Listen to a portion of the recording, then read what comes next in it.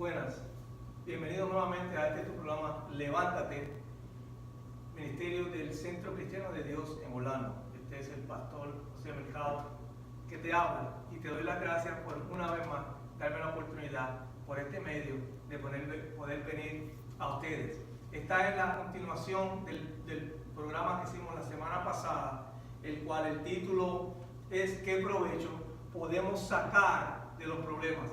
¿Qué provecho podemos sacar de los problemas? Porque siempre en esta vida vamos a tener problemas, vamos a tener dificultades, vamos a tener situaciones.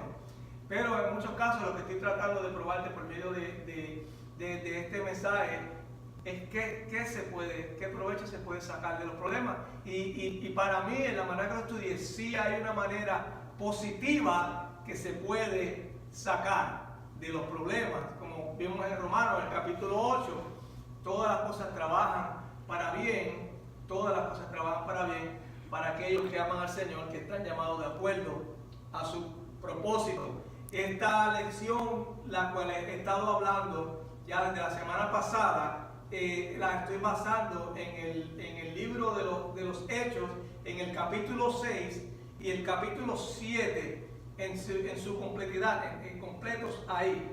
Y el verso que leí la semana pasada, que fue en Hechos 6 y el verso 1, dice: en aquellos días, al aumentar el número de los discípulos, se quejaron los judíos de habla griega contra los de habla aramea, de que sus viudas eran desatendidas en la distribución de los alimentos. Ahí vemos que había una división cultural, como explicamos la semana pasada, cuando se juntaron, porque ese fue el principio de la iglesia primitiva, cuando se juntaron la iglesia que estaba compuesta de los hebreos, pero habían hebreos de los judíos de habla hebrea, pero también había judíos de habla griega. Cuando ellos se juntaron, hubo un problema en sí entre ellos y eso costó una división cultural. Y habíamos explicado que de la misma manera la iglesia de hoy día no es muy diferente de la iglesia primitiva, porque encontramos que hay muchas ocasiones donde encontramos que hay división en la iglesia. También de esta manera, división cultural. También hablamos la semana pasada acerca de murmurar, o sea que hubo una murmuración, y traje, y como lo voy a traer también esta vez, en el libro de Números, en el capítulo 11 y el verso 1, donde dice: en aquellos días, un día el pueblo se quejó de sus penalidades que estaban sufriendo. Al oírlos el Señor ardió en ira y su fuego consumió los alrededores del campamento. Entonces también expliqué la semana pasada que este es el primer paso hacia la incredulidad, el fracaso y la rebelión. Porque cuando nosotros como cristianos, estoy hablando ahora de los cristianos y también los cristianos, empieza la murmuración y la murmuración causa división y esto crea un problema. Entonces de ahí brincamos en esta semana al verso 2, en donde dice: así que los 12, hablando de los 12 discípulos, reunieron toda la comunidad de discípulos y le dijeron: no está bien que nosotros los apóstoles descuidemos el ministerio de la palabra de Dios para servir las mesas. Hermanos, escojan de entre ustedes a 7 hombres de buena reputación, llenos del Espíritu Santo y de sabiduría, para encargarles esta responsabilidad. O sea, cuando los apóstoles vieron el problema, una de las cosas que pasa así, el problema no se puede resolver entre la iglesia en sí, entonces hay que llevarlos a los líderes. Y los líderes de ese entonces eran los apóstoles, y esta fue la decisión que ellos hicieron. Dicen: escojan entre ustedes a 7 hombres de buena reputación, llenos del Espíritu y de sabiduría, para encargarles esta responsabilidad. Así nosotros nos dedicaremos de lleno a la oración y al ministerio de la palabra. ¿Ok? Entonces vimos ahí la dirección de los apóstoles en lo que ellos cogieron. Vemos ahí cinco cosas. Vemos ahí. Ellos reconocieron el problema. O sea, ellos reconocieron que había un problema como los líderes, como el liderazgo. No condenaron ni acusaron. Es lo otro que se debe hacer, especialmente los que estamos en el liderazgo. Ellos enfrentaron con honestidad sus problemas y limitaciones, porque había que servir la mesa, o sea, había la distribución de alimentos a las viudas y a los necesitados, porque ellos se encargaban de ellos. Para los apóstoles era mucho, porque ya ellos estaban llenos de trabajo, y ellos supieron delegar a la iglesia esto. Entonces de ahí dijeron: hermanos, escojan entre ustedes 7 hombres. Primero, que tienen que ser de buena reputación, llenos del espíritu y sabiduría, para encargarles esta responsabilidad. Entonces ellos hicieron esto. Lo otro que ellos hicieron fue tener una mentalidad abierta hacia los cambios. Nosotros como líderes tenemos que tener mentalidad abierta hacia los cambios. Entonces también delegaron autoridad, que es la número 5, de las 5 que te di, la última, delegaron autoridad. Hay que saber delegar autoridad. Había un problema, ellos delegaron autoridad, ellos consiguieron los 7 hombres llenos del Espíritu y repartieron esa responsabilidad para que ellos hicieran eso, porque ellos se debían de tener a la oración y al estudio de la palabra. Entonces el bienestar de la iglesia radica en la madurez y la sabiduría de sus líderes. En la madurez y la sabiduría de sus líderes. Aleluya, alabado sea el nombre del Señor. Entonces sigue diciendo ahí mismo en el verso 6: Esteban, hombre lleno de la gracia y del poder de Dios, hacía grandes prodigios y señales milagrosas entre el cuerpo.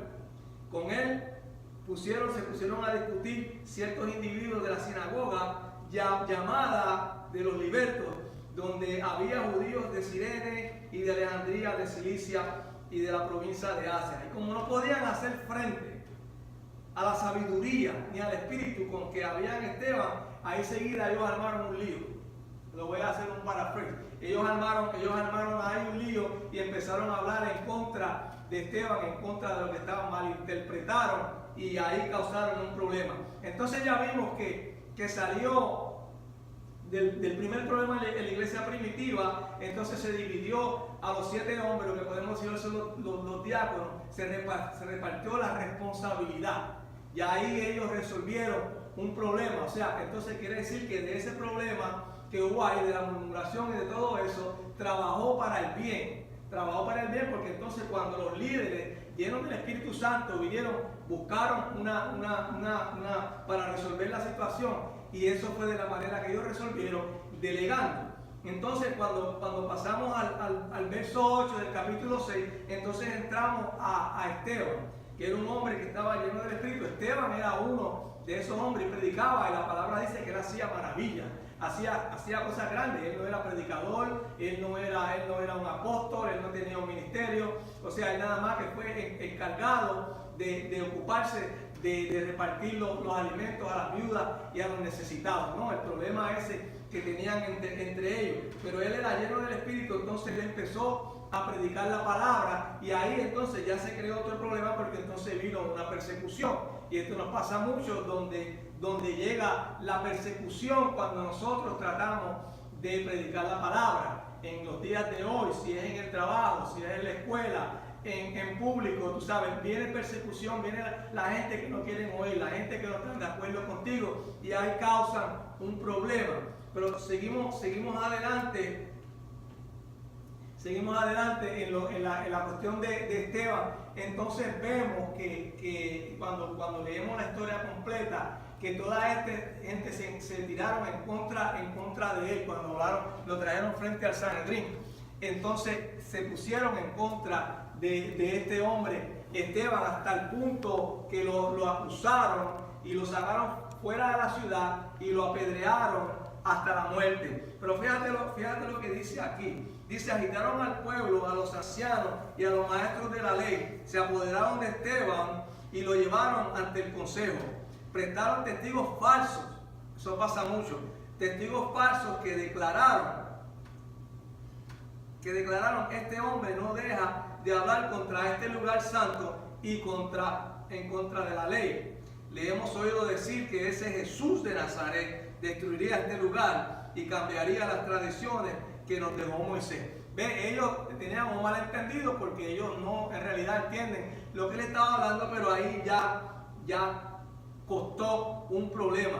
¿Qué podemos ver en realidad en cuanto a esto? Dice, lo que te quiero decir, cuando el Espíritu de Dios está contigo, la unción se nota, porque cuando seguimos leyendo en esos versos de escritura, ahí donde vimos todos los que estaban sentados en el consejo, fijaron la mirada en Esteban y vieron que su rostro se parecía al de un ángel. Eso es lo que te quiero decir, cuando el Espíritu de Dios está contigo, cuando la unción está contigo, a mí se ve y la gente lo sabe. Esto fue lo que le pasó a Esteban, que te estoy diciendo esto porque te estoy llevando a un punto que tiene que ver qué beneficios se pueden sacar de los problemas. Aquí este diácono, por decirlo de esa manera, está entrando en un problema, en ese que es lo que mucha gente le llama el discurso. El discurso de Esteban, los ejemplos que él usa nos ilustran 4 fases de la vida de cada persona que Dios llama para cumplir su propósito. Pero antes de entrar ahí, te quiero explicar lo que pasó con el problema de Esteban. Después que lo apedrearon, ¿verdad? Y lo mataron ahí, el mismo, el que después vino a ser Paul, el apóstol Pablo, él estuvo allí cuando era Saulo. Él estuvo allí, a él le tiraron las ropas en los pies de Esteban. O sea, pasaron muchas cosas. ¿Qué pasó ahí? Después que pasó esto con Esteban, la iglesia se desplegó. Se fueron todo el mundo a la huida, como dicen, y se echaron, pero muchos fueron y siguieron llevando el mensaje, y la iglesia se siguió propagando y los discípulos siguieron aumentando. O sea que de este discurso y de lo que le pasó a Esteban no había problema porque ya la había visto la gloria de Dios. Y a pesar de que tuvo que pasar por esto, pero ya ese hombre se fue con Dios, él estaba bien, él acabó ya la carrera, como dice, lo que estaba para él. Pero de ahí se desplegó y se fueron toda esa gente y se siguió propagando el evangelio. Lo que te quiero decir es que a veces de problemas y de situaciones, Dios las usa para el bien. Dios la usa para el bien de aquellos que le aman. Y cuando hablamos no es para todo el mundo, es para aquellos que le aman, los que han sido llamados de acuerdo a su propósito. Primero tienes que amarlo. Entonces, ¿qué es lo que me lleva a mí a entender ahí acerca del amor? El mismo Jesús dijo, ¿quién es el que me ama? Sino el que sigue mis mandamientos, no tan solo que los sigue o que habla de ellos o que los lee, pero sino el que los hace. Tienes que seguir los mandamientos y los tienes que hacer. Cuando tú haces eso, entonces tú estás demostrando el amor de Dios. Entonces todas las cosas trabajan para bien, para aquellos que aman a Dios. Cuando tú estás envuelto en las cosas de Dios, problemas que llegan a tu vida, Dios los puede usar para bien. En muchos de ustedes puede ser que en el pasado tuvieron muchos problemas. De esas cosas son lecciones de las que podemos aprender y Dios usa esas cosas para tu bien. De alguna manera Él puede usar todo eso. En otras palabras, lo que hiciste, fuiste una persona mala, hiciste cosas malas que no se debieron haber hecho, por lo menos aprendiste que ahora esas cosas no se deben hacer, eso te trabajas para tu bien, porque eso que hiciste en ese momento ahora te acerca a Dios.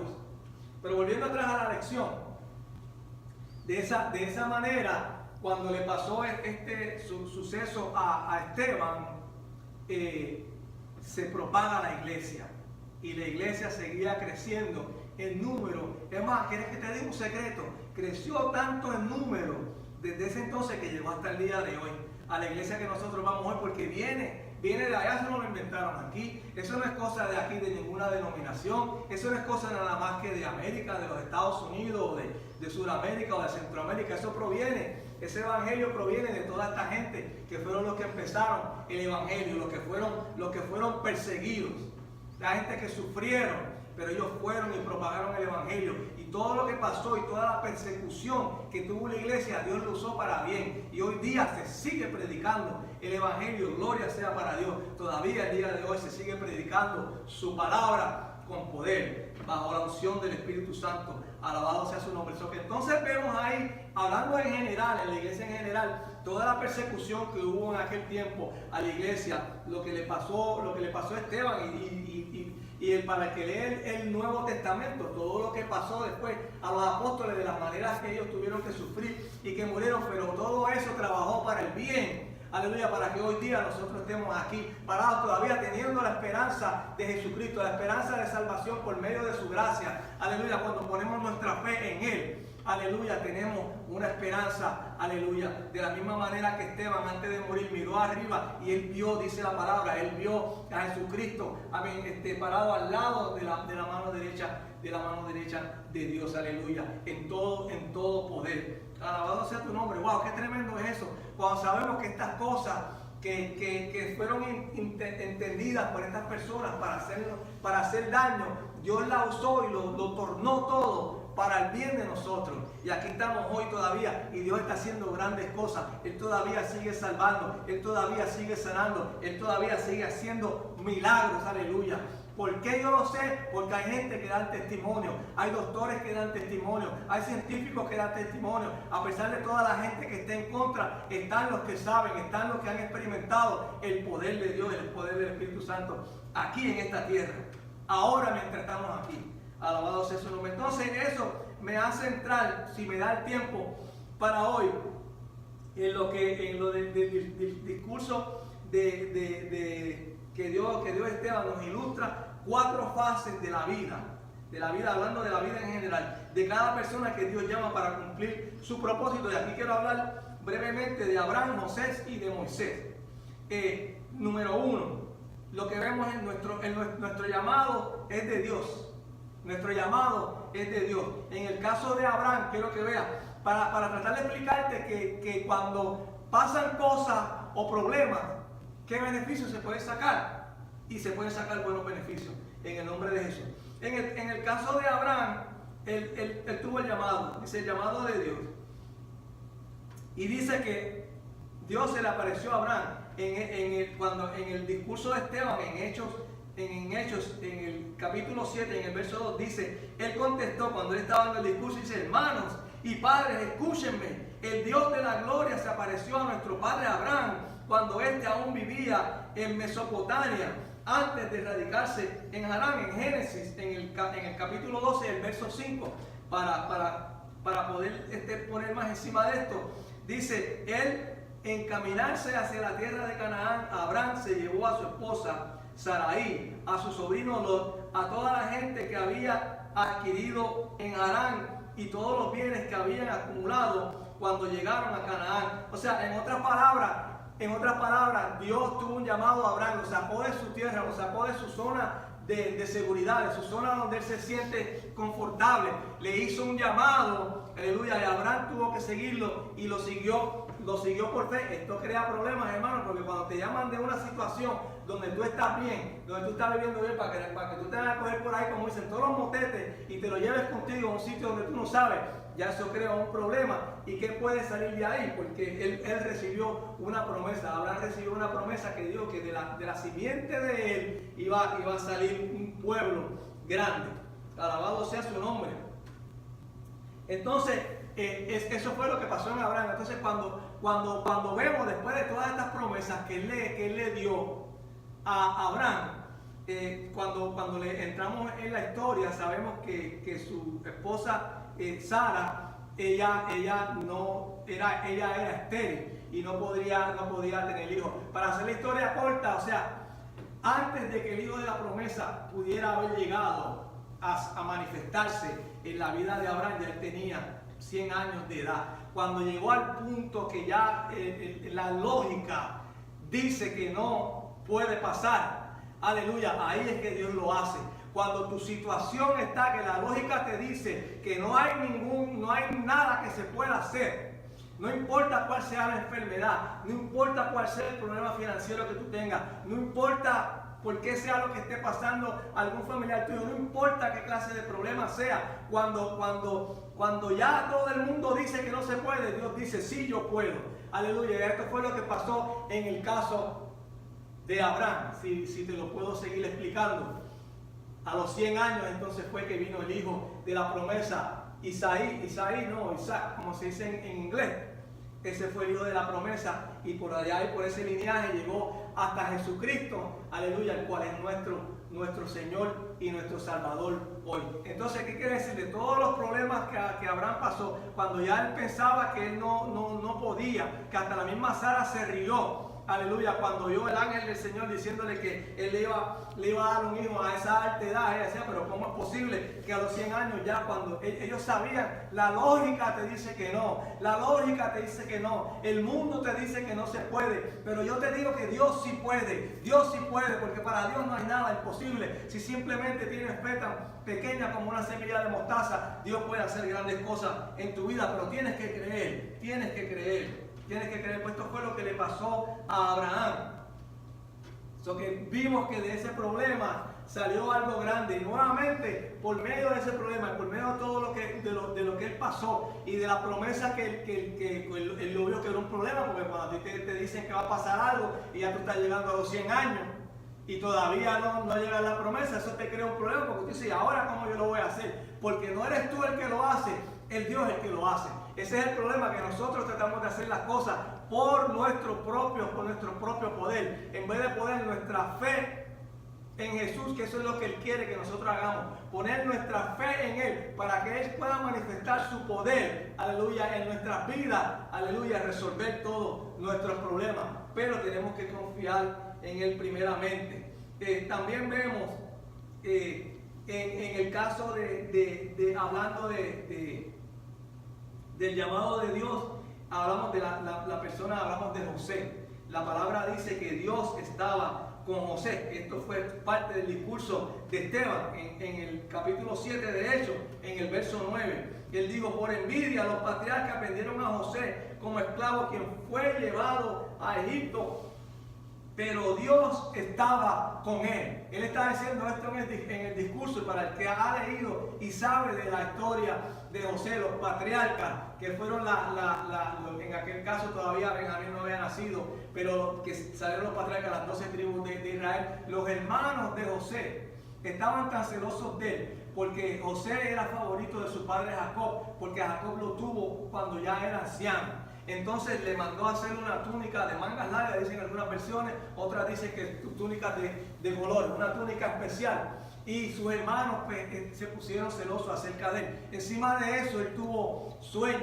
él veía sueños que Dios le daba, y él tuvo estos sueños, y cuando él se los explicó a ellos, estos sueños en realidad lo que querían decir era que de alguna manera él iba a estar sobre ellos. Y esto los llevó a ellos al enfurecimiento. De la misma manera, mucha gente se enfurece cuando Dios llama a otra persona y le da algo para hacer algo grande. Pero déjame decirte algo, déjame poner un punto ahí y decirte algo. Cuando Dios te dé algo, ten cuidado a quién se lo dice, porque mucha gente no sabe coger las cosas bien. Y de la misma manera que le pasó a José con sus propios hermanos, se tramaron para deshacerse de él, porque ya estaban prácticamente, por decirlo, estaban cansados de él. Se deshicieron de él, finalmente se deshicieron de él y lo vendieron en vez de matarlo, lo vendieron a los ismaelitas que venían pasando, que iban de camino al flea market, como por decirlo de esa manera, en Egipto. Ellos venían de camino, cuando lo vieron, después que lo habían tirado en el boquete ese y qué sé yo, pensando que era lo que iban a hacer, ellos no lo llegaron a matar, pero sí lo vendieron. Y entonces ahí empiezan los problemas de José, cuando sus propios hermanos están en contra de él, cuando él pierde la túnica que su padre le dio, cuando lo venden a los ismaelitas y ya va de camino a Egipto, llega a un flea market allá, donde lo van a vender. Prácticamente cuando tú lees la historia llega casi ya desnudo, porque le habían quitado su ropa. Lo ponen con todos esos esclavos y lo ponen en línea. ¿Tú no crees que eso es un problema? Eso es un problema grande. Cuando tú estabas con tu padre, cuando tú estabas bien y de momento tu vida cambia en un problema como le cambió a José, y llega hasta el punto que vino entonces un hombre de la guardia real del faraón de Egipto, y lo vino al flea market y lo compró, de nombre Potifar. Lo compra a José, se lo lleva a él de esclavo, lo pone a cargo de todas sus posesiones, de su finca y de todo lo que él tiene. Cuando vamos más detalles en la historia, para hacerlo todo corto en esta tarde, vemos que el mismo Potifar veía que había algo en José. La palabra dice que Dios estaba con José. Decía que él era un hombre próspero porque Dios estaba con él. Cuando Dios está contigo, tú estás próspero, no importa la situación que tú estés. Y esto fue lo que le pasó a José. El mismo Potifar, su dueño, notó que había algo grande en esto. Entonces, cuando tú ves esto, tú dices, wow, qué tremendo este muchacho que tuvo todos estos sueños, que él iba a estar a cargo de algo, de la manera que él lo vio. Él estaba con su familia, estaba bien, y de momento entra en todos estos problemas, cae ahí, ya entonces entra de esclavo, ya cae en manos de Potifar. Pero entonces Potifar lo pone a cargo de todo, y todo en la casa de Potifar, todo prosperaba, todo salía bien porque Dios estaba con José. Y déjame decirte que en aquel tiempo no había iglesia, en aquel tiempo no había denominaciones, en aquel tiempo no había ni Biblia, no había palabra para leer, mucho menos había libros, que ellos nada más que por la palabra que Dios le había dado, que venía por sus ancestres de Abraham, de Isaac, y después llegó a Jacob, su padre, que él le explica a ellos, ese es el Dios que ellos sirven. Pero este muchacho quedó fiel, él quedó fiel y siguió creyendo en su Dios a pesar de todos los problemas. De ahí, aparentemente, José era un muchacho elegante, bien parecido. Cuando la mujer de Potifar empezó a tratar de sonsacarlo para poder hacer cosas con él, hacerle el amor con él, o como lo quieran llamar. Y él no quiso. Él dijo, ¿cómo es posible que yo vaya a pecar en contra del amo de él y en contra de su Dios? ¡Wow! ¡Qué tremendo es eso! Que a pesar de que tú estés en una situación como esa, a pesar de que las cosas te están yendo tan mal, que saliste de un sitio donde estabas bien y ahora te encuentras como esclavo, todavía él sigue diciendo, aleluya, que él sigue sirviendo a su Dios, que él no quiere hacer nada que no le vaya a agradar a su Dios.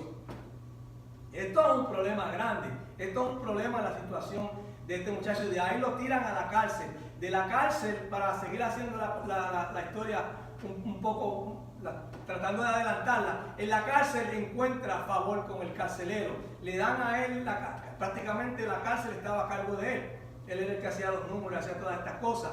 Estuvo a cargo de él. El carcelero no se ocupaba de él. ¿Por qué? Porque Dios estaba con José, a pesar de que él estaba pasando por todos estos problemas que a lo mejor él no tenía entendimiento. ¿Por qué estoy pasando por esto? Pero con todo eso Dios estaba con él. ¿Se puede sacar algo bueno? ¿O qué provecho se puede sacar de los problemas? Dios tiene un propósito para cada uno de nosotros, de la misma manera que él tuvo un propósito con José. Déjame llevarte al final de todo esto. De ahí siguió, y algo pasó allá en el castillo, como lo quieras llamar, con el faraón, y mandaron al copero y al panadero a la cárcel. Y de ahí ellos, con dos sueños, él vino y como él podía, Dios le daba la interpretación de los sueños, le interpretó a los dos el sueño, primero al copero, y fue positivo para el copero, porque en 3 días él iba a estar nuevamente sirviendo al rey. El panadero, entonces, que no estaba muy así, cuando vio que lo que él dijo era bueno, se quiso meter en eso, pero a él el tiro le salió por donde no era, porque parece que él había hecho algo malo, y lo que le dijo, el sueño de él no era positivo para él, porque en 3 días, de la misma manera que el otro, entonces el faraón lo iba a mandar a decapitar. Aparentemente, pues cuando tú haces algo malo tienes que pagar las consecuencias. Pero eso fue lo que pasó ahí. Después de eso, el copero pasó un tiempo bastante largo, todavía él sigue ahí, hasta que el faraón tuvo el sueño. Y tengo que apurarme. Tuvo el sueño, y el faraón mandó a buscar a José cuando le dijeron, y José interpretó el sueño del faraón. Tengo que acabar porque el tiempo ya se me está acabando pronto. Y cuando llegó el faraón lo hizo gobernador. El segundo. No había nadie antes de José, nada más que el faraón. El reino era lo único que lo separaba a los dos, y él estuvo a cargo de todo Egipto. Dios tenía un plan. Por medio de todos esos problemas, él trajo a José y lo puso en esa posición. No tengo tiempo para más. Nos vemos en el próximo programa. Dios los bendiga.